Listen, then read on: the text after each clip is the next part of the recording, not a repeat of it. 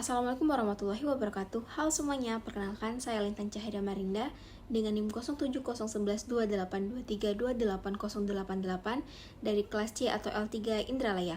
Hari ini saya akan membahas tentang anggaran publik yang merupakan bagian penting dalam pengelolaan keuangan negara. Dalam video ini, lebih tepatnya saya akan membahas tentang pengertian anggaran publik, teori dasarnya, serta asas-asas yang digunakan dalam penyusunannya. Anggaran publik adalah dokumen keuangan yang berisi rencana pendapatan dan belanja pemerintah dalam satu periode tertentu, biasanya 1 tahun.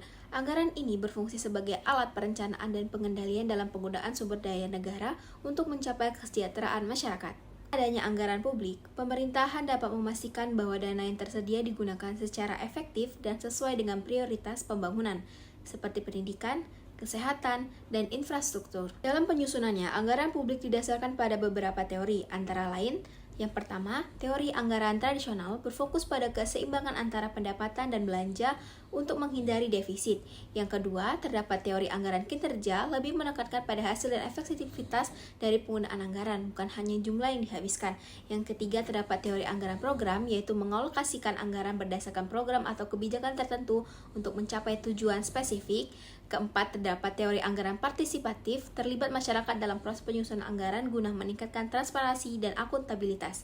Setiap teori ini memiliki pendekatan yang berbeda dalam mengelola keuangan negara agar lebih efisien dan bermanfaat bagi masyarakat. Agar anggaran publik dapat dikelola dengan baik, ada beberapa prinsip dasar yang harus dipatuhi.